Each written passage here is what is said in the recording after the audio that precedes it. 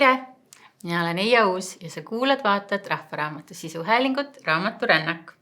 Mul on ülihea meel siin tervitada meie tänast külalist, kirjanik Eeva Kohv. Tere! Tere! Tõesti nii hea meel, et sel aastal või ka möödunud aastal väga palju mõtteainet, lugemisnaudingut on pakkunud su viimane raamat, Õhus kõndija. Ja üldse niimoodi, et igal pool, kus sa vilksad, siis tuleb nii palju positiivseid emotsioone, et aitäh, et sa leidsid meie jaoks täna aega. Väga tore, et kutsusid. Aga ma küsikski võib-olla kohe, et kuidas üldsegi juhtus, et sinust sai kirjanik? Jah, see on selline küsimus, mida esitatakse tavaliselt. Ja ega tavaliselt ju väga ülioriginaalseid vastuseid sellele on raske leida, sest et tegelikult see kujuneb ju aja jooksul ja see kujuneb kuidagi välja, kui ma mõtlen, et esimene tekst, mille ma kirjutasin, oli teatrile, lihtsalt hakkasin kodus kirjutama näidendit, sest oli selline tunne, et nüüd ma proovin päriselt kirjutada mingit teksti, millega ma võib-olla tulen avalikult välja, sest kõik on kirjutanud koolikirjandeid või sahtlisse mingeid väikseid asju, aga siis ükskord tekkis see mõte, aastal 2001 tekkis selline mõte, et võt nii, et nüüd ma proovin. Ja see oli millegipärast tõmme oli just teatri poole, et see kujutlus läks just mängima või tööle nii-öelda läbi nähtud teatrietenduste ja teatriarmastuse. Kuidagimoodi mul oli tunne, et prooviks nagu anda mingit, kirjutada selline tekst või sõna, mis läheb nagu lavale, et mis läheb elavasse esitusse. See oli mu nagu selline esimene mõte, et mul näiteks ei tulnud mõtet, et tuleks välja novelliga, saadaks näiteks Loomingusse mingi novelli või Vikerkaarde või kuidagi nagu millegipärast oli see teatritõmme oli tegelikult kirjutamisel võib-olla see esimene, et teater ja sõna nagu koos. Et ma tagantjärgi olen mõelnud, et see teatrile kirjutamine ikkagi ei ole ju päris sama asi, mis romaanide kirjutamine või lasteraamatute kirjutamine on ju. Et ta on selline tekst, mida sa juba peas kujutled kellegi suust öelduna ja kellegagi koostöös nii-öelda lavale jõudvana. Ja sealt hakkas see pihta, aga just, et ta huvitav on see, et selle juurde jääda, sest et paljud ju kirjutavad 1 või 2 raamatut ja see jääb kuidagi sinna, elu võtab nagu üle ja tulevad muud asjad ja pere ja muud tööd ja on vaja raha teenida. Aga et see, et sinna kirjutamise juurde jääda, see on minu arust selline paras kangekaalsus, et kõik, kes seda teevad, ikkagi ma arvan, et see mingi juurikas peab olema seal sees või mingisugune selline rahutus, et ma jälle ja jälle lähen selle juurde, kirjutamise juurde, et tulen tagasi. Sest ütleme, raamatupoes käies on ju tegelikult, kui sa vaatad neid riiuleid, objektiivset põhjust ju kirjutamiseks ei ole, sest raamatud, riiulid on täis ja mitte ainult Eestis, kui sa käid kuskil suurlinnas, kuskil mujal, sa saad aru, et maailm upub raamatuna avaldatud mõtete alla või nagu lämbub seal ja ometi on mingisugune asi, mis ei võimalda sul nagu seda jätta. Või ikkagi sa tuled tagasi, jälle mõtted hakkavad, annad ühe raamatu välja, ühe tekstiga tuled välja ja hakkavad vaikselt kerima uue asja, uue raamatu mõtted või uue teksti mõtted. Alguses võib-olla ei tule, on mingi tühik, niisugune vaikus või vaakum pärast avaldamist, aga siis hakkab vaikselt kerima, ma tunnen, et hakkab juba tulema, kuigi ma saan aru, et ei, nii palju on neid, kes kirjutavad ja uusi noori tuleb ju peale kogu aeg, et tegelikult me nagu aga jah, et ju see on siis üks elamise viis või ju see siis on inimesele midagi omast, nagu sõna kaudu ennast väljendada ja just kirjutatud sõna kaudu, et on olemas ka ju lauljad, näitlejad, kõik elava sõna esitajad, aga et just, et kirjutatud kujul võtta see nagu omaks asjaks, et ega seda põhjust ei teagi, miks, et ilmselt see on see loo alge, mis kuidagimoodi mulle sobib kõige rohkem sõna kaudu seda välja tuua, et ilmselt inimestel on erinevad anded. Kas sul on mõnikord olnud nii ka, et kirjutad seal oma kusagil ruumis selle raamatu valmis ja ilmselt, kuna sa oled kirjanik, siis ilmselt sa mõnikord ka võitled mingisuguse kõhklustega ja enesekriitikaga, ma võiks eeldada. Ja et võib-olla istudki mõnel keerulisemal päeval seal selle käsikirjaga, mõtled, et kellel see maailmas nii palju raamatuid ja kellel seda veel vaja on. Aga et siis lugeja tagasiside, mis kusagilt loed midagi või kuuled midagi või keegi astub ligi ja siis sa mõtled, et okei, see oli tõesti oluline, et ma teen selle praegu. jah, ma arvan, et see on üks asi, mis kindlasti hoiab üleval ja mis tiivustab ja julgustab ja just jätkama ja julgelt ka välja tulema oma asjadega, et üks asi on see, et ise mõelda, ise kirjutada, aga siis tõesti tulla välja, pakkuda seda mingile kirjastusele, näidata seda esimest korda kas või kellelegi, kes sul oma lugeja on, oma sõber, lähedane on ju kellele, et see julgus välja tulla, seda kindlasti ma arvan, see tagasiside nagu hoiab üleval, aga see põhjus ei saa nagu olla ainult selles, et see on üks osa kindlasti, aga mingisugune, mulle tundub, et see on veel mingisugune seletamatum, mingisugune müstilisem põhjus, miks me üldse midagi teeme. Sest kogu aeg on ju üleüldse mitte ainult kirjutamise mõttes, vaid üleüldse, miks ma hommikul üles tõusen, miks ma oma asju teen, on ju. Kui ma tean, et see kõik kaob ühel päeval see lõpeb, me oleme sellised külalised siin maailmas, on ju, viibime siin mõnda aega ja kaome. Palju näeme vaeva. Kuidas? Hullult palju näeme vaeva. Hullult palju näeme vaeva ja natuke nagu vaeva nägemine võib-olla on isegi lihtsam kui mitte vaeva nägemine. Ütlesin ka, et üks prantsuse kirjanik vist on Nathalie Sorot, kes ütles, et töö tegemine on ikkagi palju lõbusam kui lõbutsemine. Et see on natuke see ka, et tegelikult pingutada ja seda asja teha on mõnes mõttes nagu ikkagi pakub rõõmu. Et see, jah, ütleme, jõudeolek ilmselt on ikkagi tugevatele. Et üldiselt inimesele on nagu pandud see mootor sisse, et ta peab tegutsema, et siis ta tunneb ennast elavana ja siis tal on nagu lihtsam elada tegelikult. Pingutades ja raskeid asju tehes on lihtsam elada kui niisama olles ja nii-öelda lastes maailmal endast läbi voolata. Mul ka ei ole kunagi seda igatsust olnud, et oleks vaid nii rikas, et saaks nagu mitte midagi teha. Ma tean, et ma ikkagi teeksin asju. Jah, just, aga kui ma praegu toon näiteks selle kirjaniku palga võimaluse, see võimalus muidugi ongi selleks, et mitte midagi teha, vaid selleks, et teha, selleks, et kirjutada. Et siis see, et teha seda, mida sa ise valid, mida sa ise oled valinud, mis on sul kõige armsam tegevus, et see on ikkagi nagu super võimalus. Aga seda tunnet ei ole, et nüüd võtad selle palga vastu ja siis sõidad kuskile Palmisaarele ja siis tuled sealt 3 aasta pärast tagasi. Et ikkagi tore on teha asju. Ja. Aga sel hetkel, kui sa kirjutasid oma esimese näidendi, mis elu sa elasid, mis tööd sa tegid, kust sa võtsid julguse seda proovida ja kas see, et parasjagu oli näidendi võistlus, andis mingisuguse julguse või sa kirjutasid selle täitsa eraldi? See oli nagu see oli ikkagi näidendi võistlusest, ma olin kuulnud, aga ma ei mäleta täpselt, millal ma sellest kuulsin. Et see ei olnud otseselt minu arust nagu põhjus, aga mingil hetkel kirjutamise ajal ma sellest kuulsin ja siis tekkis mõte, et saadaks sinna. Aga tol ajal mul oli juba 2 last ja ma olin nagu alustamas põhimõtteliselt oma õpetaja karjääri selles mõttes, et ma olin juba läinud Rocca al Mare kooli prantsuse keelt õpetama. Just nii see oli, et mul on natuke suved segamini, et kuidas see oli 2001 sügisel ma sinna läksin ja see oli nagu samal ajal põhimõtteliselt, ma läksin samal ajal nagu õpetajana tööle, samal ajal suvel ma mäletan kirjutasin seda näidendit. Igatahes ma tean, et mu teine laps oli siis umbes täpselt üle poole aastasel, mingi 7-8 kuud vist vana suvel ja siis nagu sai sellega nagu alustatud.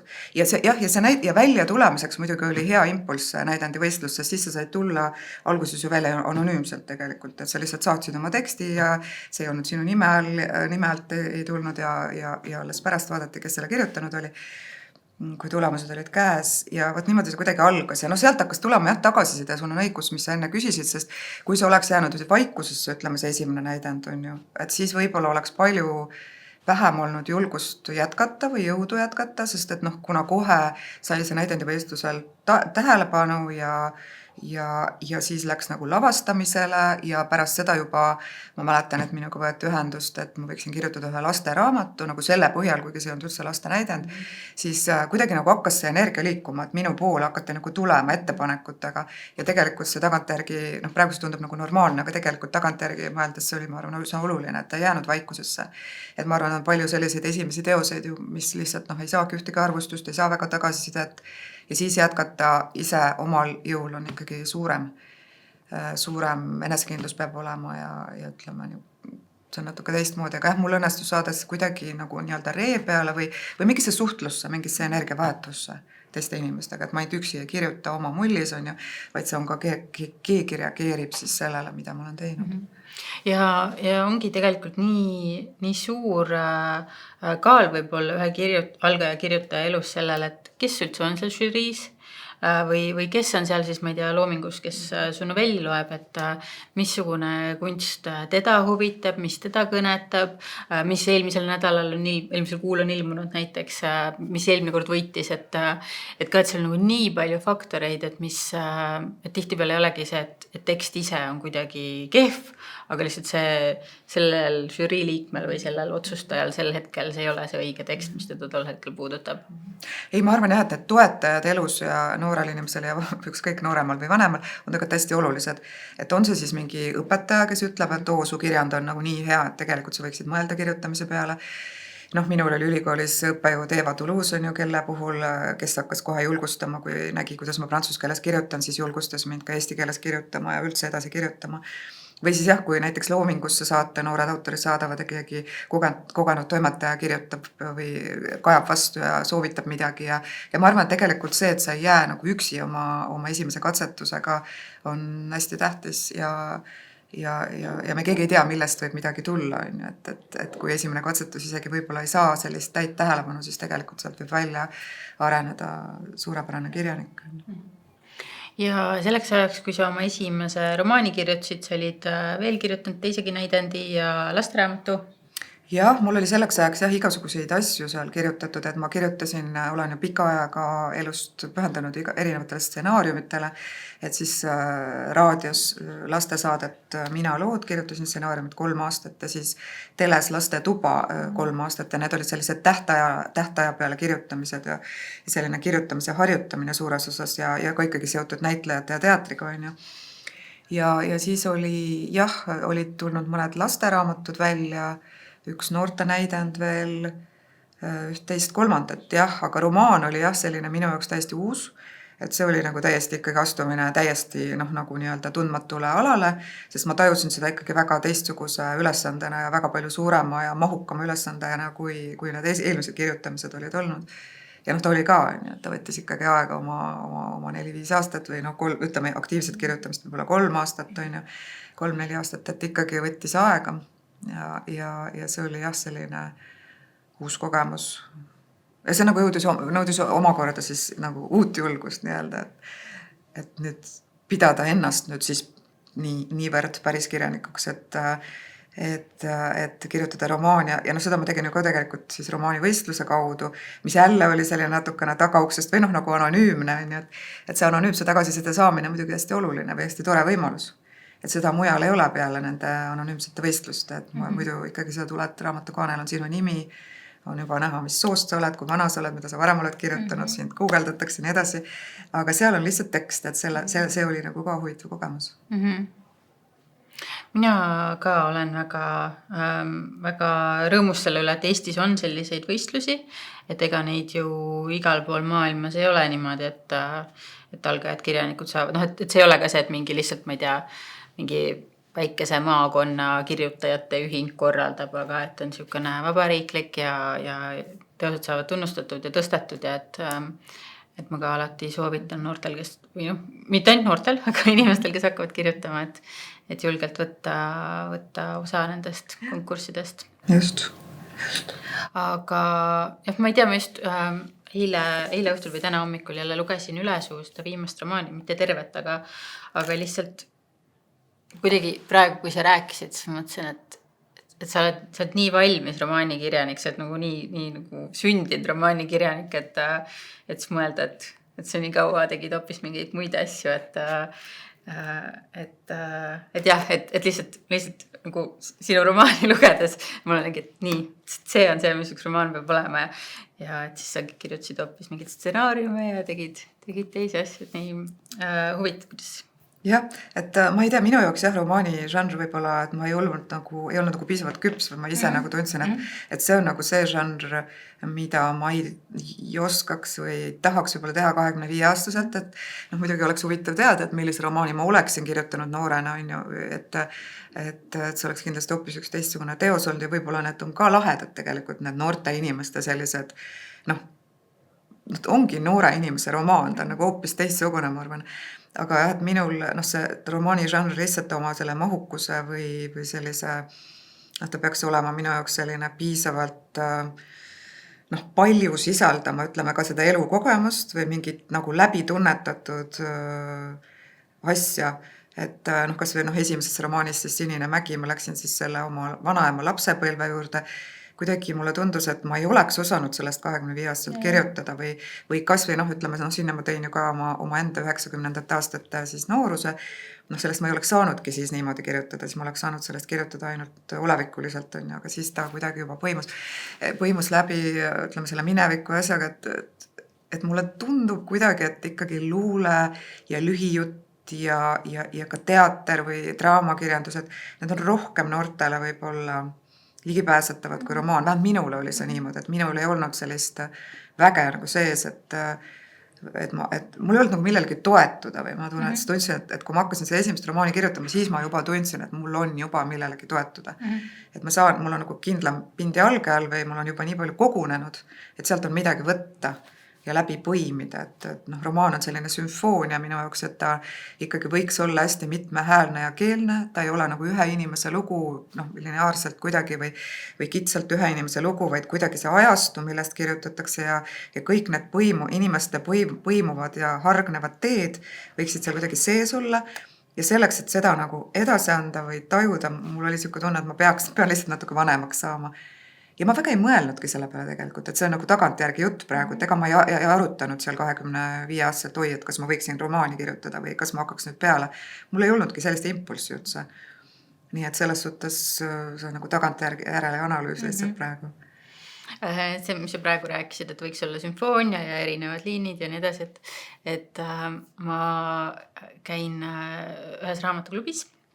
Mu naabril on väike raamatuklubi ja siis iga kuu proovin ikkagi kuuraamatu ükskõik mis hinnaga läbi lugeda, et halvemal juhul olen kuulanud ingliskeelset audioraamatut, kuigi meil on reegel, et eesti keeles peab lugema. Ja siis ühel korral oli meil sinu teine romaan Kirgas uni ja see oli kuu, kus ma tõesti ei jõudnud lugeda, ma isegi raamatut ei saanud kätte, aga klubisse läksin ikka ja see oli mu kõige põnevam raamatuklubi kogemus, et oligi vist, ma olin kurnatud ja omadega täitsa läbi ja siis teised istusid ringis, siis ma olin seal taamal diivanil pikali ja kuulasin neid ja siis ma ei saanud mitte millestki aru, sest mulle tundus, et iga inimene räägib erinevast maailmast, mingitest täiesti erinevatest asjadest, mis nagu kõrvalt seisin, kes ei olnud raamatut lugenud. Siis ma ühel hetkel lihtsalt puhkesin täiesti kõrist naerma, ma ei saa mitte midagi aru, et tavaliselt ikkagi nagu raamatuklubis, keegi hakkab jutustama midagi, et ja siis see tegelane läks sinna ja nii, aga siis nemad rääkisid nagu nii erinevaid asju, et siis ma sain aru, et okei, mul on vaja seda raamatut lugeda, et tõesti see sümfoonia on seal, et seal on nagu sellist mingit et kõik ei ole su eest nagu ära nämmutatud ja pead ise kaasa mõtlema, ise looma neid maailmu seal kaasa autoriga. Just, et seal Kirkas unes ongi siis mul neli tegelast, kelle puhul siis iga tegelase puhul on küsimus, et mis on nende jaoks reaalsus, mis on nende jaoks see kõige olulisem või see niisugune elukese, mille ümber või mille sees nende elu toimub. Ja selles suhtes võibki tõesti olla, et kuna ta on küll uni on pealkiri ja justkui palju rõhutatakse seda, et selles teoses on palju unenäolisust või unenägusid või niimoodi, aga tegelikult minu jaoks räägib ta pigem ikkagi sellest, et mis on reaalsus, mis on päris. Et seal on siis üks lavastaja, mis on tema jaoks, tema elab kunstist, tema otsib kunstist seda päris asja, teadlane otsib seda teadusest, mingist teaduslikust mõtlemisest, maailmapildist ja teised tegelased veel omast, et ikkagi see on minu jaoks küsimus nagu reaalsuse ja kujutluse piiridest see raamat. Mitte niivõrd unenäost või unest, aga selge, et unenäol on seal ka väga oluline roll. Sest unenägude puhul tekib alati see küsimus, et mis reaalsus see on, see unenägu, et me ju hommikul ärkame üles ja tegelikult meile tundub, et see, mida me kogesime, on nagu täiesti päris. Me oleme isegi mina võin olla unenäost mõnikord väsinud, et ma olen täitsa füüsiliselt väsinud, ma tunnen, et ma olen seal kuskil jooksnud, teinud mingeid asju, mingis tohutus pinges olnud, või see, need inimesed, keda ma olen seal kohanud, nendega need suhted, need on nagu niivõrd päris kogemused, et seal ongi see küsimus, mis seal teadvuses siis toimub unenäo nägemise ajal või üldse une ajal. et aju on ju niivõrd aktiivne une ajal, et sama aktiivne kui ärkvel oleku ajal, nii et ja seal me oleme ju ikkagi kolmandiku oma ajast umbes, et miks me peaksime seda pidama kuidagi vähem reaalseks kogemuseks. Nii et need küsimused nagu mind huvitasid ja sellepärast ma selle kirjutasin, selle raamatu. Aga jah, et kui igaüks sealt lugeja, see on tõsi, et ja mulle tegelikult see raamatuklubide ja üldse raamatute puhul ka meeldib, et ma ise osalen ka ühes õpetajate raamatuklubis ja niivõrd tore, kui keegi annab sulle selle raamatu ette, sa võib-olla ise üldse seda ei valiks, seda raamatut, sa loed selle läbi ja siis sa kuulad neid inimesi, mida nad räägivad sellest raamatust. Ja see on tõesti niimoodi, et siis sa näed, et kui kirju see maailm ikkagi on, et kui erinevalt saab ühte sama raamatut tajuda. Et mida sealt saab välja lugeda ja mida inimesed näevad raamatus. See naabri juures klubi, me oleme kõik suhteliselt samas vanuses, siuke 35-40 ja sarnasemaid ja haridustasemega, kõik elame Kalamajas, et väga selline üheülbaline seltskond võib-olla, aga seal Rahvaraamatuklubis ongi inimesed, ma ei tea, 17–77 ja naised, mehed, nii erineva taustaga, nii erineva elukogemusega, nii erineva lugemusega. Et seal ka on nii, et mõnikord keegi tuleb, et mulle see raamat ei meeldinud, siis kuulab tund aega ära, mis teised räägivad, siis ütleb, kurja, ma pean seda lugema. Et ongi see, et tihtipeale võib-olla inimesele endale ei ole võtit, et seda raamatut mõista ja siis keegi teine ütleb midagi, mis talle mingi, okei, mina mõtlesin, et mis jaur see on, mis asja nad seal, mis nad seal raamatus toimetavad. Just, ja et isegi kui sulle see raamat meeldis, et ma mäletan, meil oli seal raamatuklubis oli kunagi Ristikivi rohtaed, on ju, et mulle väga meeldis see raamat, see oli väga kihvt romaan, on ju, õpetaja elust ja nii edasi. Aga kui ma olin seal raamatuklubis ära istunud ja ära kuulanud need lood, et siis ta muutus nii palju sügavamaks see romaan, nii palju laiemaks ja kuidagi nii palju huvitavamaks. Veel ta ikkagi tavaliselt laiendab seda lugemiskogemust, et isegi kui raamat meeldib, siis ta pärast nagu meeldib sulle sügavamal viisil või teistmoodi veel, et need peegeldused nagu aitavad edasi. Ja meil ka Rahvaraamatuklubis oli sinu õhuskõndja ja siis ma täna hommikul, kui ma seda uuesti lugesin siit keskelt lihtsalt suvalise koha pealt, siis ma mõtlesin, et raamatuklubis nii mitu inimest ütles, et see oli nii raske raamat, nagu raske õhustikuga, et kõik rusub ja kõik see avastseen, mis siin algab verise vasika peaga ja siis täna ka niimoodi vaatasin selle pilguga, et isegi kui nendel inimestel siin raamatus on raske, siis minu jaoks ei ole üldse raske, et on nagu, siin on sellist nagu kergust ja helgust ja et siis täna lugesin selle mõttega, et kuidas sa seda teed. ja see on alati huvitav, et kirjanikuna tegelikult me ju loemegi, ikkagi me vaatame natuke teise pilguga ja me vaatame tõesti ikkagi, et kuidas ta seda teeb ka muulgas, on ju. Sest ta on mingi teatud lugemistase, mis on see, et ma tõesti loen ja ahmin seda raamatut endasse ja loen nagu väike laps, on ju. Aga järgmine tase on see, et ma vaatan, kuidas see on tehtud, on ju. Et kuidas ta niimoodi teeb seda asja, on ju, et see on nagu, see on huvitav vaadata. Aga et seda õhuskõndi ja raamatuklubi ma kuulasin ja see oli tõesti ka just nimelt väga-väga huvitav, sest inimesed tõesti rääkisid väga erinevat juttu. Ja kui rääkida sellest helgusest ja raskusest, siis mul ongi enamasti kahte sorti või ütleme täiesti vastandlikud tajud, et üks ütleb, et see on väga kerge raamat, et see nagu tõstab õhku sind, selline kerge. Teine ütleb, miks nii masendav, miks nii raske, miks see elu kõik nii raske pidi olema, kuigi ühesõnaga huvitav on kuulata neid väga erinevaid tajusid. Kas sa Goodreadsist loed enda arvustusi? Loen küll, neid ei ole hirmus palju, ma loen väga huviga. Ja sinna muidugi pannakse väga erineval viisil ka, et mõni paneb lihtsalt nagu sellise väga esimese lause, mis tal tuleb ja sinna see jääb, ta võib-olla ei mõtlegi väga läbi, teine mõtleb väga läbi ja kirjutab mingi põhjaliku kommentaari, nii et nendel on ka ma arvan, erinev süvenemisaste, millega seda on kirjutatud, nii et see on ka selline rahva hääl, et ikka tunnen huvi muidugi. Aga teine võib-olla viis, kuidas me, või veel üks viis, kuidas me saame arvustatud, on siis võib-olla nagu preemiate kaudu. Et sul on nende preemiatega väga hästi läinud, et 2 korda aasta kirjanik olnud ja et kuidas sa tunned mida see annab või mida see võtab, et kas ka see ajab kuidagi nagu lati hirmus kõrgeks, kui saad mingi preemia, siis tead, et sult oodatakse edaspidi jube palju, et jah, ei tea, ei nii palju ma neid saanud ei ole, et ma nüüd nagu tunneks, et ma olen nagu nende lookas on ju nagu mõnel on juhtunud. Aga no mis ma ütlen, no raske oleks ilmselt öelda, et ei taha preemiat saada, et üldse ei huvita, et minul ei ole neid vaja, see oleks nagu ma arvan, võtke tagasi. Vale. See oleks ikkagi vale, ikkagi on ju tohutu rõõm tunnustusele ja noh, see on kuidagi nii inimlik tahta tunnustust, ma ei tea, et keegi ütleb sulle midagi head, ütleb noh, see on selge, et noh, see teeb rõõmu. Minul seda lati tunnet ei ole olnud, sest et ma ei tea, lihtsalt on olnud rõõm ja julgustus, et lähed edasi. Et no mis see latt üldse on, et noh, üldse ka see kirjanduse võrdlemine või see, kes need inimesed, kes saavad siis sinna poodiumile või keda kutsutakse suurele vastuvõtule või mis iganes on ju. Noh, kas või nominendid, erinevate preemiate nominendid, et see on ju mingis mõttes jälle üks suur juhuste mäng ja kes siis lõpuks laureaadiks saab, et see mõõtmine kunstis on ju ikkagi praktiliselt võimatu ja mõttetu, noh, et ei olegi vaja nagu kaaluda seda, et noh, esimene, teine ja kolmas koht 100 meetri jooksus, et see ei ole 100 meetri jooks ega kaugushüpe ja minu arust, noh, ma ise nagu väärtustan pigem just seda, et on nii erinevaid asju Eesti kultuuris.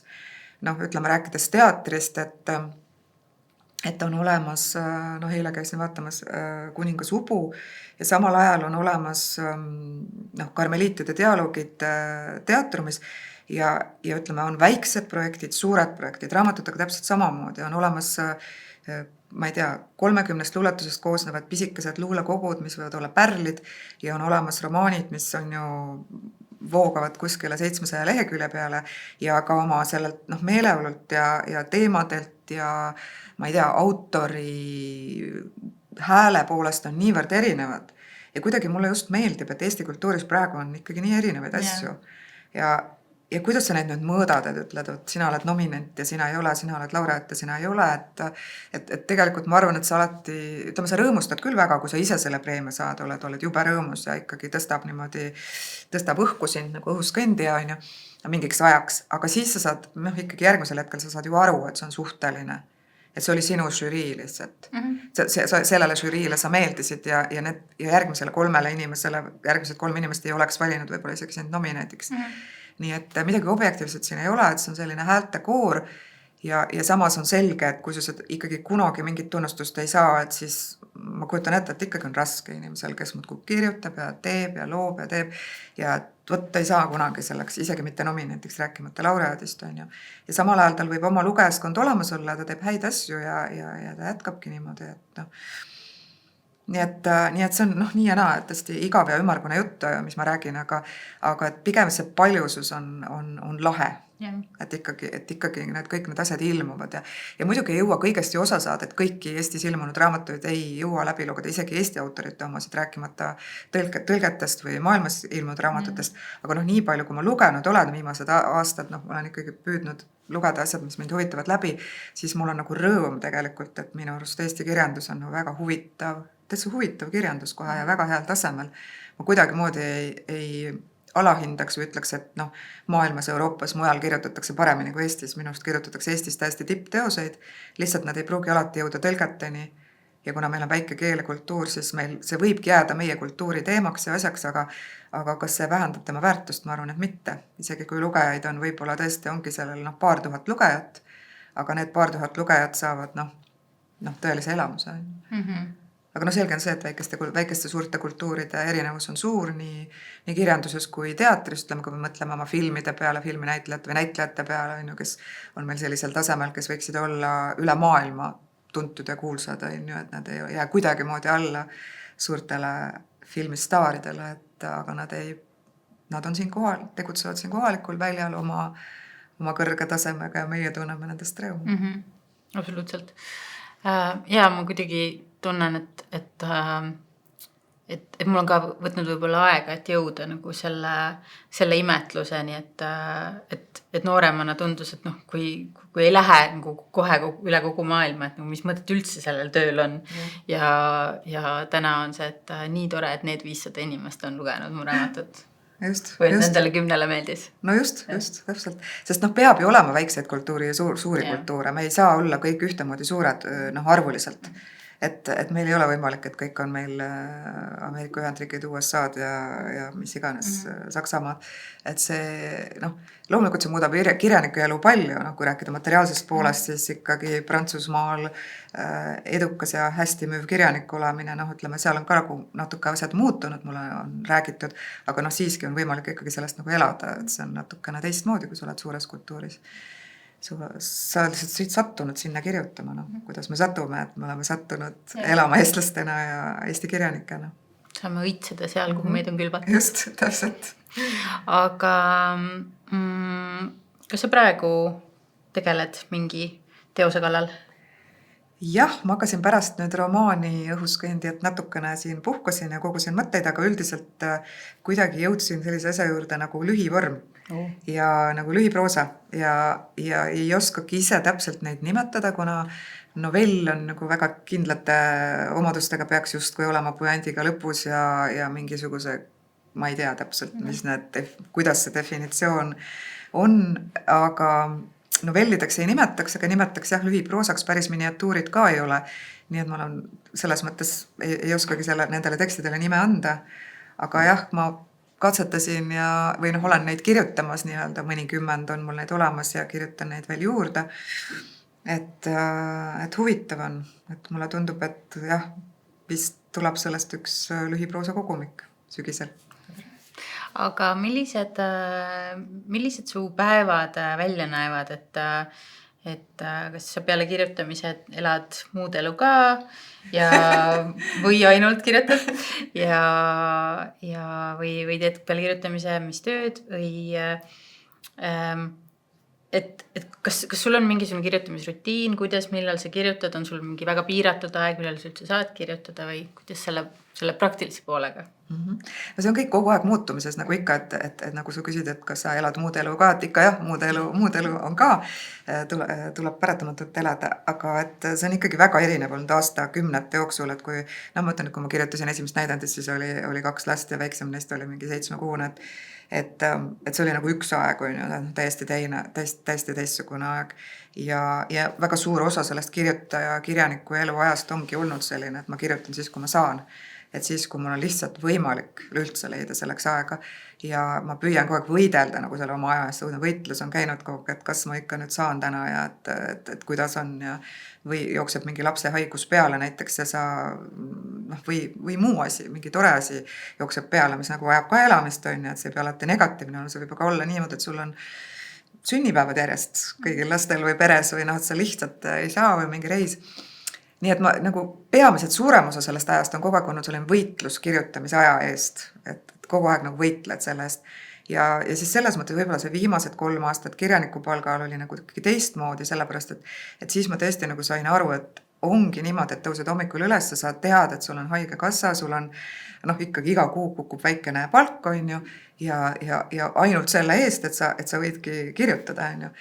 Nii et selles suhtes see oli nagu suur muutus. Ja aasta lõpus, 2025 lõpus siis lõppes kirjanikupalk ära, on ju, ja siis tuli mõelda, mida teha ja tegelikult 2 kuud siis olingi sellises olukorras, mis ma kunagi ei ole olnud, et täiesti vaba, ma ei ole nagu mitte keegi, et ma ei ole kuskil kirjas ja ikka sain ju edasi kirjutada, on ju, keegi ei keelanud endiselt edasi kirjutada, aga majanduslikus mõttes tekib ikkagi selline mõte, et kuidas edasi, 2 kuud säilib veel pärast töölepingute haigekassa, aga siis edasi see kaob, nii et oli nagu selline kerge, väike, hästi vaikne paanika, selline, et mis nüüd saab. Ja siis jah, hiljuti asusingi siis tööle Linnateatri kirjandustoimetaja ametikohal, et see on selline pool kohta, et siis selle kõrvalt on võimalik siis ka kirjutada ja tegeleda edasi, aga oma kirjatöödega, aga samal ajal annab see teatud võimaluse teatrialaseks koostööks ja samal ajal ka mingi materiaalse sellise toetuspunkti. Nii et ma jagan siis oma aega jah niimoodi pool ja pool, ütleme oma tööaega. Mida kirjandustoimetaja teatris teeb? No kirjandustoimetaja tegelebki kõigega, mis on seotud tekstide ja kirjandusega, ehk siis ta Ta võib, sõltuvalt mis vajadused on, ta võib näiteks üle vaadata tõlkeid, mis lähevad lavale, ta võib ja peabki kirjutama aeg-ajalt uute lavastuste kavalehti, tegema selle jaoks näiteks intervjuusid või toimetama selle kavalehe tekste, on ju. Ja tegelema selle keelelise osaga siis või kui teatrist läheb välja mingisugune pressiteade või mingisugune tekst kuskil avalikkuses, et siis see tuleks nagu üle vaadata keeleliselt. Ja siis muidugi repertuaariga või repertuaari ideede generaator on ju, et lugeda võimalikult palju erinevates keeltes, minu puhul peamiselt prantsuse, inglise, ma olen võimeline ka soome keeles lugema, vene keeles on juba natuke raskem, et lugema palju näidendeid, materjale, romaane, mõtlema kaasa nii-öelda siis kunstilise huviga, et mis võiksid olla need teemad, mis võiksid olla need tekstid, mis jõuavad lavale, mis kuidagi kõnetavad praegu. Ja kõik keele ja kirjandusega seotu, nii et see võib olla väga erinev. Ja tulen veel korra selle kirjutamise elu juurde tagasi, et nagu sa ütlesid, et vahepeal on väga palju rõõmsaid asju ja vahepeal nagu raskemaid asju, et mul just eelmisel nädalal ka juhtus, et oli mingi suurepärane tööpäev oli plaanitud ja siis hommikul laps oli haige ja siis oled lapsega kodus ja sul on 4 last. Ma üldse ei kujuta ette, kuidas 4 lapse kõrvalt saab midagi kirjutada. No ikkagi ei ole ju neid üksi kasvatanud, et võiks öelda, et niimoodi, et meid on olnud 3 selles mõttes, et siis Indrek, laste isa ja ikkagi minu ema, selles mõttes, et tuleb tunnistada, et need on olnud ikkagi, need inimesed olnud, kes on kogu aeg töös olnud. Ja teiseks muidugi lasteajad, suurepärased kasvatajad, õpetajad on ju. Et eks see meie ühiskond on ju tegelikult niimoodi sätitud, et sul ju tegelikult ikkagi ju riik ka toetab, et kui sul on ikkagi üks tõeliselt usaldusväärne inimene, kelle juurde lasteaiarühma oma laps viia, siis sa viid ta ju sinna rahuliku südamega ja ta on ikkagi suure osa ajast on seal hoitud. Aga just, et lastega on see, et nii palju on erandeid, et on erandpäevi, et jälle midagi kas juhtus, on vaja kuskile viia mingisugusele ma ei tea, lennukile minna kell 1 öösel vastu või on haige keegi või tuleb keegi, on vaja pakkida. See on ikka see pidev asi, et nimekirjad on kogu aeg, et mingi hetk ma jätsin isegi arvutisse endale erinevate laagrite nimekirjad alles, et kui on juba eelmine aasta olnud täpselt sama laager, siis järgmine aasta saad sama nimekirja kasutada, et sa annad, prindid uuesti välja, annad selle lapsele, et vaata nüüd üle, et kas sul kotis on kõik asjad olemas või saad aru, sellised praktilised asjad nagu, et kogu aeg korduvad ka ju. Nii et nagu ikka on olnud väga palju või ütleme nüüd nad on juba ikkagi päris suured kõik, nii et kõige suuremad, kõige väiksemad saavad aprillis 18 ja nad on nii-öelda suured, kuigi nad on kõige väiksemad ja ikka tajun neid natuke väikestena. Nad alles käivad koolis, nagu koolilaps on väike veel. Aga ja, et see on olnud ikkagi nii-öelda tiimitöö ja ikkagi sellepärast need asjad on ka nii palju veninud. Selles mõttes mitte veninud, aga ütleme niimoodi, et võib-olla romaani oleks ikkagi tore kirjutada näiteks 2 aastaga intensiivselt valmis, et olla selle sees hästi intensiivsel viisil ja tõesti sa oledki seal sees ja 2 aastat ta nagu küpseb ikkagi 2 aastaga, ma arvan ära. Aga see, et ta on veninud pikemaks, ongi see, et lihtsalt kuidagi vaata see aeg, sa ei ole saanud kasutada oma aega niimoodi, et kõike seda muud elu on olnud nii palju. Nii et eks tal on olnud oma hind ja nagu kõik need magamised ja öösel üleval olemised ja kõik need asjad, et seda ikkagi nagu koguneb. Aga lapsed on tegelikult kasvanud 2+2 selles mõttes, et alguses olid 2 tükki omavahel niimoodi 2 last on ju ja nad olid väiksed. Nad olid juba suuremad 10 ja 7, kui siis tulid need kaksikud ja nemad olid siis nagu teine seltskond, et nad olid nagu 2 osas võib-olla. Et mul ei ole olnud sellist olukorda, et 4 last on niimoodi, et on sul 10, 8, 6, 4 on ju, et see on natuke teistsugune stiil, et meil olid need suured olid juba nagu niivõrd, läksid juba edasi omas mullis elasid ja väiksemad siis tulid järgi, et 2 etappi. Et see on jah igas peres kuidagi erinev, et kuidas need nagu laste vahed tekivad. Aga räägi, mis raamatud sa täna kaasa võtsid? Mis on need raamatud, mis lapsepõlvest või noorpõlvest sind kuidagi on erutanud ja oluliselt olnud? Jah, et kõigepealt, et mina ei hakanud väga vara lugema, et mul oli see, et ma tean, et enne kooli ema üritas mulle ikkagi hästi lugemise selgeks õpetada ja kuidagi see ei läinud, ma lugesin ära, aga mul nagu kuues sealt rõõmu ei olnud, ma ei saanud nagu aru, ma ei saanud sellest rõõmu. Ma lihtsalt lugesin ära Muinasjutt vaprast ja Jänesepojast, ma mäletan, oli see raamat ja sai lihtsalt lehekülgede kaupa lihtsalt loetud ja see oli nagu sihuke töö või kuidagi nagu, et seda rõõmu ei tulnud. Aga kui ma sain 7 ja 7+, vot sealt hakkas see tulema, on ju, et võib-olla juba enne kooli see suvi, aga noh, et ütleme algklassides või esimeses klassis ja niimoodi hakkas tulema. Ja noh, nagu meil oli juttu Lindgrenist, et jah, et loomulikult Lindgreniga kasvanud laps, nagu me kõik kasvasime ja naksitrallidega kasvanud ja Sipsikuga ja Arabellaga ja kõikide nende, noh, ütleme klassikaliste lasteraamatutega, et siin üldse ei ole küsimustki, et ma tean, et siin Eno Raual oli vahepeal oli sünniaastapäev ja siis ma tõesti nagu, ma olen reaalselt tundsin, mingi hetk hakkasin tema peale mõtlema, ma olen nagu jumala tänulik talle, et ta kirjutas naksitrallid ja kuidagi nagu Sipsiku, et need on nagu tegelikult ju nagu nii erilised tegelased Eesti kirjanduses, mida ei ole maailma kirjanduses selliseid kuskilt tõlkida, neid sisse ei saa naksitralle ja nende elutunnetust või Sipsikut kui sellist, on ju. Et need tegelikult on nii palju kujundanud ja see oli noh, naksitrallid on ka ju selline raamat, mis ei teinud üldse hinnaalandust, et ta on kirjanduslikult või keeleliselt üsna keeruline tegelikult. Et ta ei ole siuke nii lihtsate lühikeste lausetega lasteraamat, vaid ta on selline, mida võib lugeda ka täiskasvanu ja vanem laps, on ju. Aga samal ajal, mida ka väike laps, kes niimoodi ennast sealt läbi loeb, on ju, ikkagi naudib ja tunneb rõõmu. Aga neid raamatuid ma nagu kaasa ei võtnud. Ja ma võtsin kaasa ühe väga huvitava, väga kummalise raamatu. Ma arvan, et keegi eriti enam praegu tänapäeval seda raamatut ei tea, ma pakun.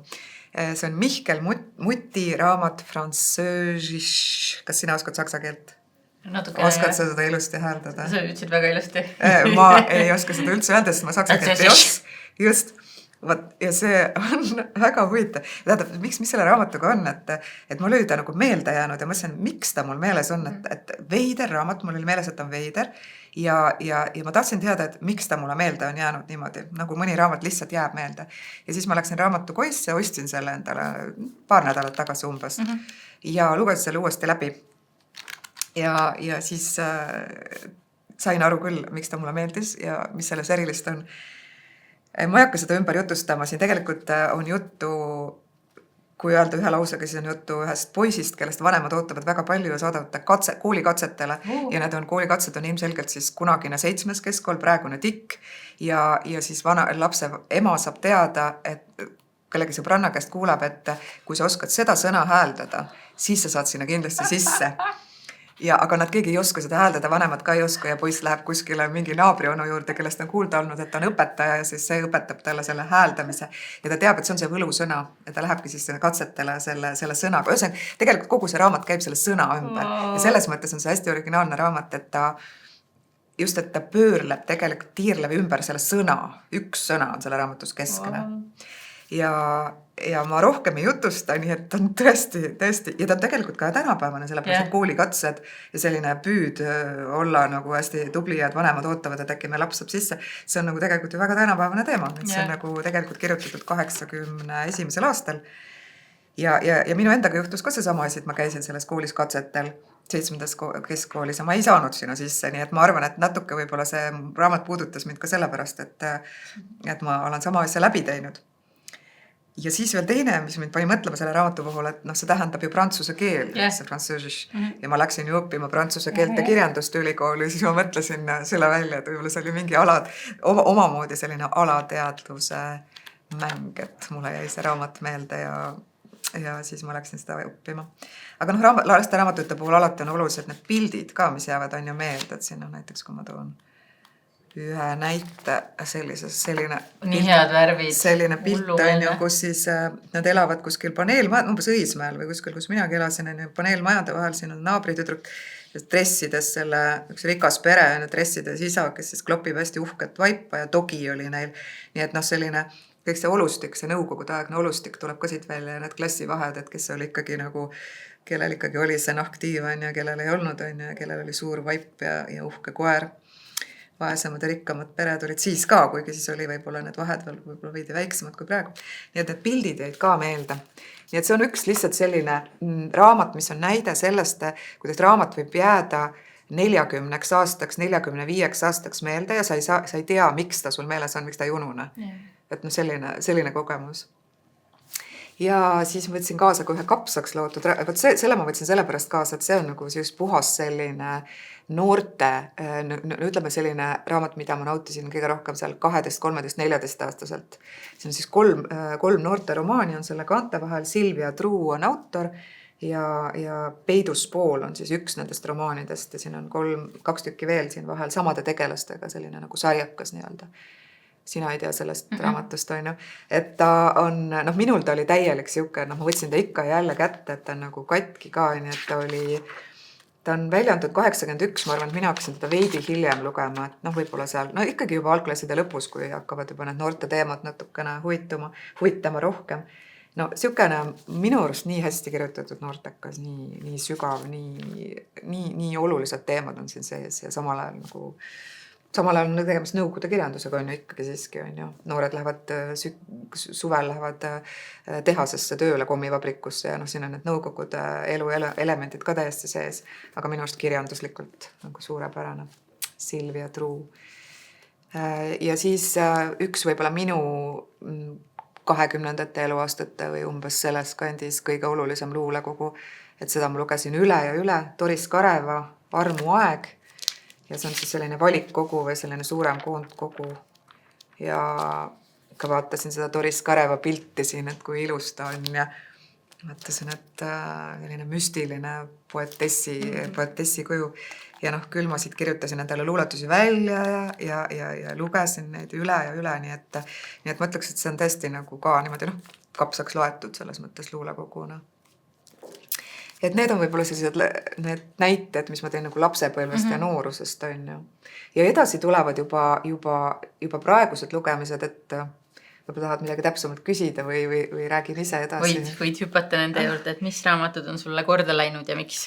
Jah, et kui ma nüüd räägin nendest raamatutest, mida mul kaasas ei ole, et nii-öelda need suured lugemised või sellised tõesti nagu väga mõjutanud või suured elamused, et eks need on ikka väga paljuski ikkagi klassikalised teosed on ju. Et noh, ma ei saa ju üle ega ümber Dostojevskist või Idioodist, Kuritööst karistusest, Vendadest Karamazovitest, et ütleme, noh, need on olnud ju ikkagi sellised ikkagi sellised mühisevad, kohisevad hiigelromaanid, mis ikkagi jäävad väga kauaks, kui sa oled need läbi lugenud. Ma ei tea, mulle meeldis Tammsaare Tõde ja õigus ka, kui ma lugesin. Ma ei kujutate, kas ma 20-ndates või umbes nii sai võib-olla loetud kõik need läbi. Et sellised suured romaanid on sellised asjad, mida kuidagi väga vale oleks öelda, et need on nagu mööda minnes läinud, et pole üldse mõjutanud, et on ikka kõvasti mõjutanud. Ja see sümfoonilisus nende juures ka, see häälte paljusus ja see, kuidas mühisev maailm nagu sinusse tuleb või see maailma taju, et kui suur see maailm, et see universum on ja et kõik need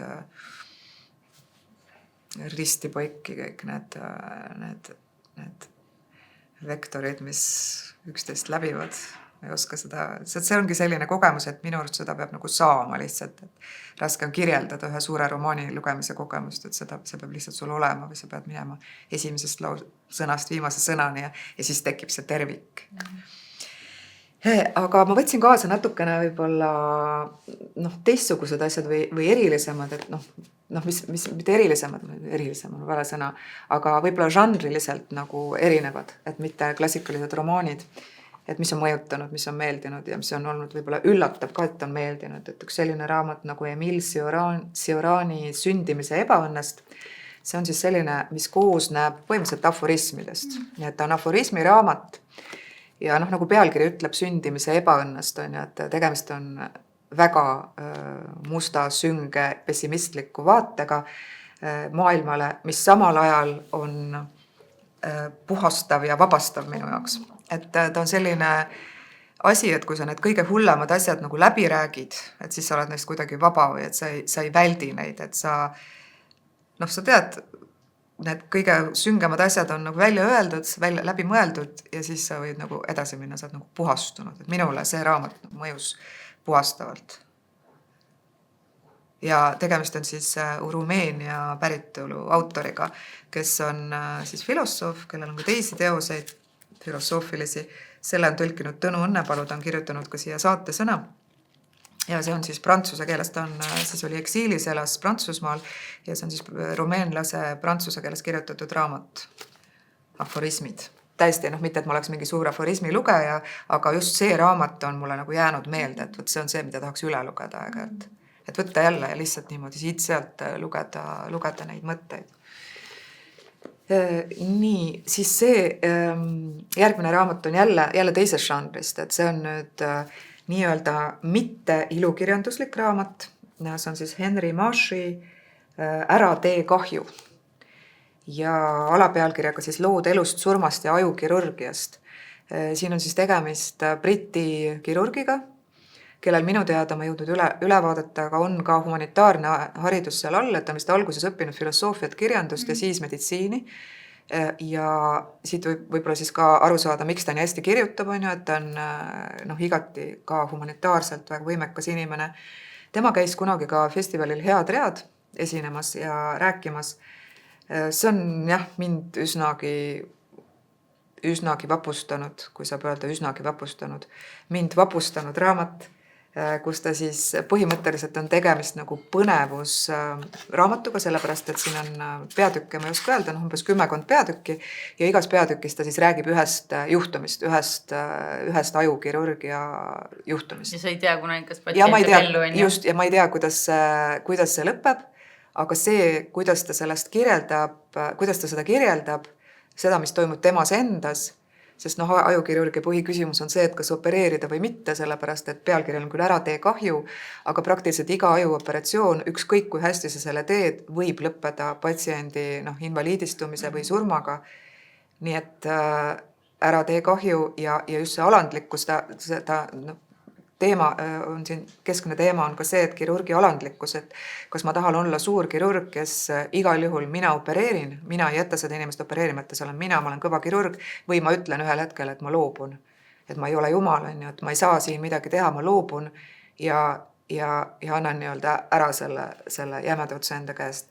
Nii et selline hästi liigutav, mõtlema panev raamat, tegelikult nii ongi nagu Lood elust, surmast ja ajukirurgiast, et üldse mitte ainult ajukirurgiast, vaid inimestest ja sellest suurest elujanust, mis nendes patsientides kõigis on.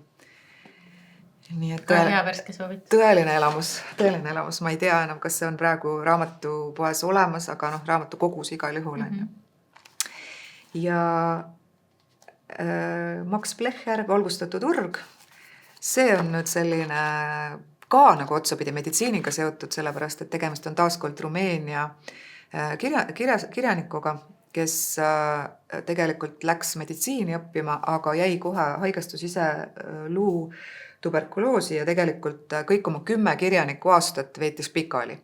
Nii et ta sisuliselt kirjutas pikali ja ta oligi siis hiljem ta surigi, ta suri siis 30-aastaselt umbes ja 10 aastat oli ta kirjanik ja terve selle ajaga ta põdes, käis sanatooriumisse ja pikali läbi nende valude ta kirjutas ja hästi omapärane kogemus selle Valgustatud uru lugemine. Ütleme niimoodi, et ta räägib sellest, kuidas ta liigub ühest sanatooriumist teise ja milline see elu on, aga selle kõige kõrval ta siis räägib valust, elust, surmast, hirmust, armastusest ja kõigest muust.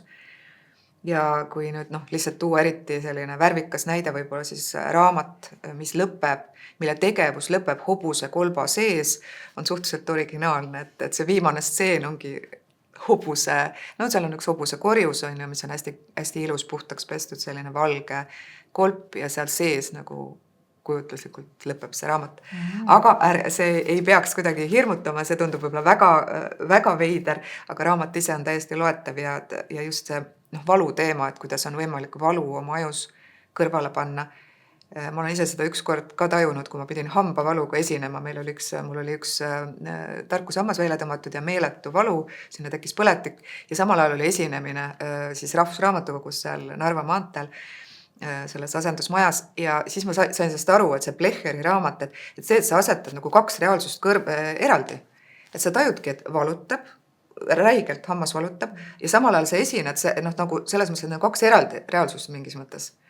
Ja tema puhul vist oli samamoodi, et ta loomulikult palju hullemal kujul, aga et ta lihtsalt vaatles oma valu kõrvalt vahepeal, kirjutas sellest ja siis tundis seda vahepeal, et on võimalik oma peas need asjad niimoodi korraks või mingiks ajaks eraldi tõsta.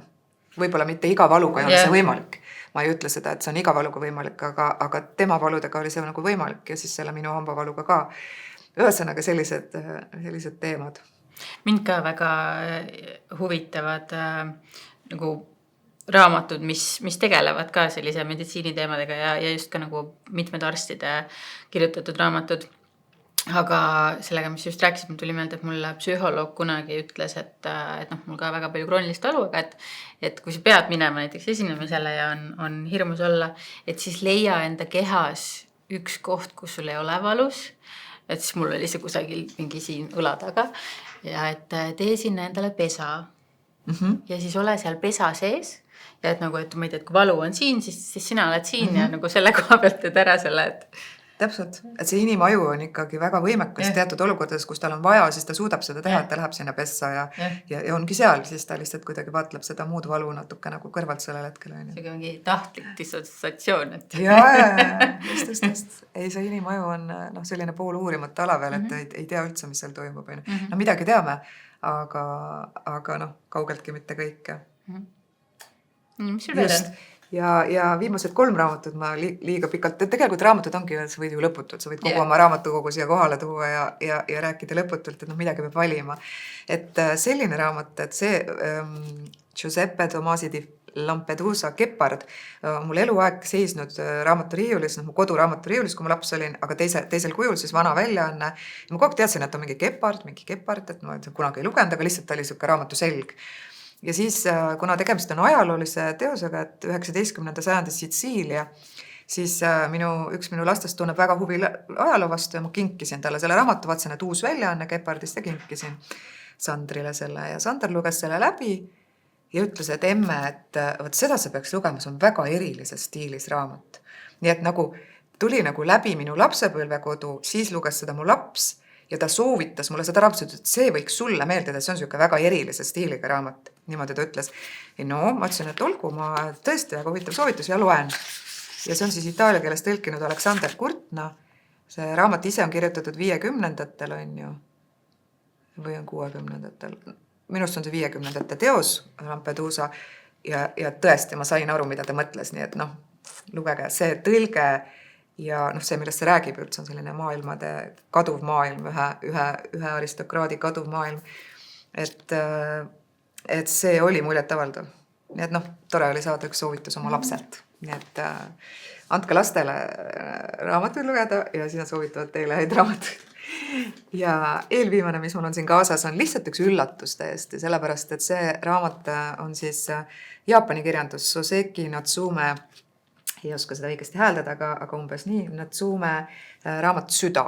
Ja selle ma ostsin lihtsalt suhteliselt suvaliselt, et juhtus niimoodi, et vaatasin lihtsalt, et ilus raamat kuidagi esteetiliselt kihvtilt kujundatud ja Maret Nukke tõlge ja jaapani keelest ja mõtlesin, et võiks huvitav olla. Ja see oli väga eriline raamat, see on üks kõige kurvemaid raamatuid, mida ma olen vist kunagi lugenud. Ja terve raamatu vältel on justkui tegemist, nagu oleks natuke igav. Ta on natuke igav raamat. Aga kui sa selle lõpetad, siis sa saad aru, millest see oli. Ja siis sa saad aru, et see on kõige kurvam raamat, mida sa oled lugenud, vähemalt viimase 10 aasta jooksul, kui mitte terve elu jooksul. Et ta on hästi kurb raamat. Mul on ka see lugemisjärjekorras, aga tohutult soovitav. Ta on nagu kurb selles mõttes, et ta on kurb mingil väga sügaval eksistentsialistlikul viisil. Mitte kurb selline, et sa terve raamatu mõt, kui nutad ja poetad pisaraid ja sul on halb olla, aga ta on selline... Jah, ma ei hakka sulle ütlema, millest see räägib, sest et siis ma ei tea, ma jätan ütlemata, aga ma tõesti väga soovitan see lugeda. Siis varsti loen ja tulen sugu jutustama täna veel sellest. Just. Ja viimane raamat, mille ma kaasa võtsin, on, mis mul praegu just pooleli on, ma praegu loen seda, Tiia Toomet Maailma keskpunkt. Ja see on nüüd selline raamat, mis mulle kingiti, mille hea sõber mulle kinkis. see on välja antud aastal 2018 ja ma sain selle hiljuti mitte sünnipäevaks, vaid lihtsalt kingituseks. Ja see on siis 8 aastat tagasi. See raamat on jäänud minu jaoks täiesti tähelepanuta. Ma vaatasin, et sellele raamatule on vist 6 kommentaari või hinnangut Goodreadsis. Sellel on 1 arvustus, mis ei ole ka päris arvustus, nii et mulle tundub, et see raamat on jäänud täiesti tähelepanuta või väga väikese tähelepanu on saanud. Ja tegemist on tegelikult võrratu sellise mälukirjandusega, kus ta siis läbi oma lapsepõlve ja läbi oma nooruse nagu selliseid kirjutab nagu ajast ja inimestest, on tohutult hästi kirjutatud raamat. Ja see pani mind lihtsalt mõtlema, kuidas on võimalik Eestis ka meie väikeses kultuuris, et üks raamat, väga hea raamat jääb tegelikult väga kõrvalisele alale ja et kuidas me ikkagi võib juhtuda, et mingid asjad domineerivad läbi meedia ja sotsiaalmeedia ja kuidagi nad ei ole üldse halvad, mis domineerivad, aga et mingid asjad võivad nii varju jääda. Ja see Tiia Toometi Maailma keskpunkt on minu arust üks raamat, mis minu arust siis ma vähemalt Google'i järgi nii nagu ma hakkasin otsima, et kas keegi on midagi kirjutanud, sest nii hea on lugeda, ma olen poole peal. Mõtlesin, et siin peab olema midagi selle kohta kirjutatud või kas ta on saanud tähelepanu, mitte midagi. Ma ei leidnud meediast või väga vähe. Nii et see paneb nagu mõtlema, et kuidas mõnikord on võimalik nagu mööda minna headest raamatutest. Ma ka, et seda podcasti tehes ma ikkagi nagu iga 2 nädala tagant kammin kõik raamatupoed läbi, kõik veebilehed, kõik arvustused ja nii edasi, aga et nagu kui aasta lõpus jõudsid need Kulka nominendid ja jõudsid näiteks ERR-is oli küsiti kirjanikelt ja teistelt inimestelt raamatusoovitusi ja siis kui ma sealt need soovitused kopeerisin endale Microsoft Wordis, neid oli 40 lehekülge. Et nagu puhtalt loed kõigepealt 40 lehekülge soovitusi selleks, et valida midagi, mida saad lugeda. Ja need kõik olid erinevad siis või need olid ikkagi korduvad? Jah, et oligi nagu see, et eelmine aasta näiteks Kairi Loogi Tantsitulm põrandast oli nii esiplaanil ja üle-eelmine aasta Karoliina siis lõikejoon, Karoliina Pihelgase, et see võib-olla ongi, et kui satub mingi selline raamat nagu täpselt kas samasse kuusse või samasse, ma ei tea, kvartalisse, kui on mingisugune selline megahitt, millest nagu jube palju räägitakse, et siis nüüd ka, et kui need Kulka nominendid tulid, siis vaatasin ka, et issand, et paari nendest raamatutest ma ei ole näinud raamaturiiul, ma vannon, et ma ei ole näinud nagu, kus need raamatud olid, et ma kogu aeg kammin ja ma ei ole neid näinud, just, täpselt ja niimoodi võib juhtuda, selles võib nagu lihtsalt peab teadlik olema ja nagu mõnikord lihtsalt juhus, et mina ei oleks seda raamatut elu sees leidnud, kui mul ei oleks seda lihtsalt kingitud ja lihtsalt öeldi kingiti ja nende sõnadega just, et see võiks sulle meeldida, et see on väga hea raamat ja tohutult ilusas keeles. Kui tuua üks näide, millest ta kirjutab, siis näiteks 1988. aasta suvi, mis oli selline kuum uue ärkamise, Eesti ärkamise öölaulupeod, kõik selline suvi on ju, sinimustvalged läksid lehvima ja siis samal ajal siis oli tema Tiia Toometi siis isa suremas ja ta siis kõrvutab põhimõtteliselt seda meeletult kuuma sellist ärkamise suve siis tegelikult nagu isa hääbumisega või see, kuidas need kõik mõlemad nagu niimoodi paralleelis tema elus toimisid, on ju. Et kuidas ta oligi nagu öölaulu pealt liikus ta isa vaatama, on ju, et oma viimased päevad, oma viimased vestlused, mida ma peaksin veel ütlema, mida ma peaksin veel küsima, mis on need olulised küsimused ja samal ajal sul kogu Eesti hõõgab niimoodi uute selliste tuulte all, et kõik sellised ja palju kaugemast minevikust veel ka päris tema lapsepõlvest ja see kõik mõjub üldsõnalisena, on ju, aga ta lihtsalt see, kuidas, millise tundlikkuse, millises keeles ta neid asju edasi annab, see on ikkagi muljet avaldav, et tõesti väga soovitan ja kindlasti teda ammu enam ei ole raamatu poeriiulitel. Nii et raamatupoest ju kaovad pahatihti asjad üsna kiiresti ja tulevad uued raamatud peale, et siis see ongi ainuke võimalus, kas vanade või kasutatud raamatute poest või raamatukogust saada neid raamatuid. Aitäh sulle nende väga värskete soovituste eest. Ma siis selle südame võtan lugeda ja see franchöösisse tahaks ka õppida hääldama. Õppida hääldama ja siis sa saad igale poole sisse, et see on see oluline asi, et see on see võlusõna. Hakkan last juba treenima sellega. Just täpselt. Kas sul on endal mingid lemmiksõnad, mida sa näed, et sulle meeldib kasutada? see on umbes nii nagu Jan Kausil Virdamaa ja Joonas Hellermaal Linnulennult. Aga vot ei tea. Et ei oska niimoodi öelda ise, et ilmselt siis tuleks teha seda tekstianalüüsi, et lüüa sisse mingid sõnu ja vaadata, kui palju see romaanis esineb.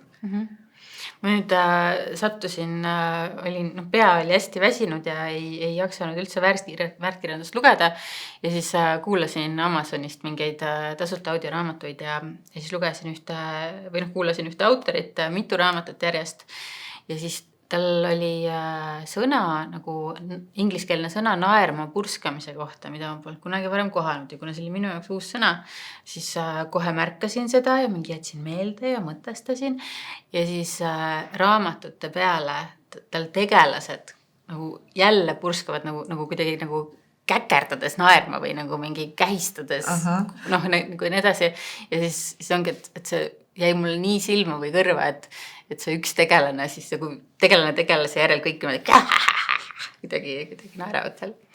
Aga ma siis järgmine kord, kui ilmuvad su lühiproosa tekstid, siis ma loen selle pilguga, et mis on need Eeva lemmiksõnad.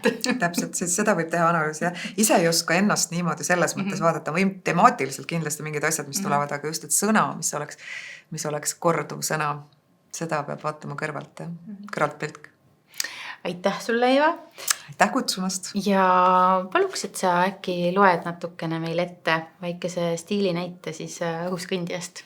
Hea meelega. Kuna on kevad, siis ma loeksin ette ühe kevadise lõigu, kus siis võiks olla tunda sellist kevadet jõeluhal. Kusagilt hakkab kostma õrna sirinet. Ei ühtki puud ega põõsast, mille otsas siristaja istuda võiks. Noora vaatab üles. Taevas on kiirgav sinine, peaaegu valge. Keset heledust võbeleb imetilluke tume täpp. Lõoke. Noora astub rajalt kõrvale, rohi on veel madal. Mõne hetke pärast ta peatub, heidab pikali, keerab end selili, jääb taevasse vaatama. Maast imbub niiskust. Lõoke seisab omal kohal, võbeleb kergelt, siristab. Ta mahub Noora sisse. Kõik mahub Noora sisse. Taevas ja rohumaa, aurav maa ja jõgi, mis hääletult oma sängis mööda libiseb.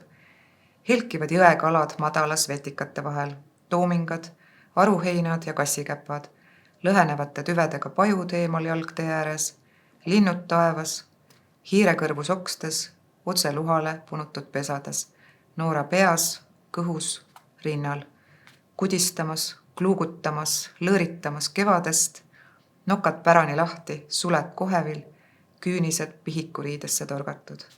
Kõik mahub täna Noora sisse. Aitäh! Ilusat kevade jätku, mõnusat suve tulekut. Sulle ka, et ikka päike paistaks. Ja teile samuti ja jääme lugemiseni.